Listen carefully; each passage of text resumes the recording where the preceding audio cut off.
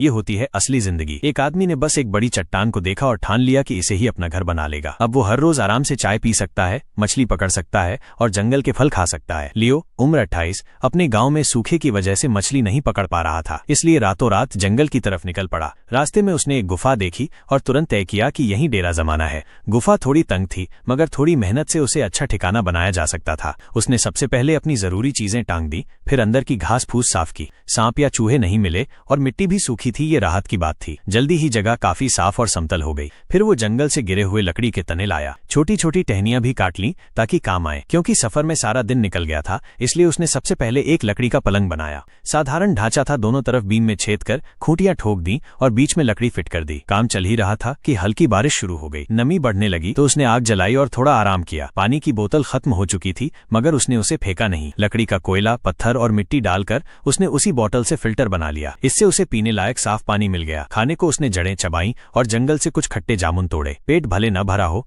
मगर ताकत मिल गई। रात होने पर उसने चाय बनाई और आग की रोशनी में सो गया, मगर मच्छरों ने चैन से सोने नहीं दिया। सुबह उठते ही उसने ठान लिया कि गुफा को और मजबूत करना है। पत्थर जोड़कर दीवार बनाई, मिट्टी से चिपकाया, खिड़की और दरवाजे की जगह छोड़ी। ऊपर लकड़ी का ढांचा बनाया, उसे रस्सीनुमा बेलों से बांधा और फिर मिट्टी से ढक दिया। छत को सुरक्षित करने के लिए उसने ऊपर जंगली पौधे भी उगा दिए। इससे मिट्टी जमी रही और ऊपर ताजे फल भी मिलते रहे। दरवाजे के सामने पत्थरों से छोटी सी दीवार और सीढ़ियां बनाई। बारिश में आने जाने में दिक्कत न हो, इसके लिए रास्ते पर घास भी बिछा दी। अब घर जैसा माहौल लगने लगा। अंदर चूल्हा बनाने के लिए पत्थर जमाए और धुएं के लिए पाइप नुमा रास्ता निकाला। लचकदार बेलों से उसने धुएं की चिमनी बनाई और मिट्टी से सील कर दिया। इसके बाद जंगल से लाए गए लकड़ी के तख्तों से उसने दरवाजा भी तैयार कर लिया। थोड़ा कच्चा था, मगर मजबूत और काम का। दिन भर की मेहनत के बाद छत से तोड़े हुए जामुन खाकर उसने पेट भरा। अगली सुबह उसने बची हुई राख से दीवारों पर लेप किया ताकि घर सुंदर लगे और साफ सफाई बनी रहे। अब उसका गुफा आशियाना सचमुच एक छोटे स्वर्ग जैसा लग रहा था। आराम से बैठकर चाय पीने के बाद वो नदी के किनारे गया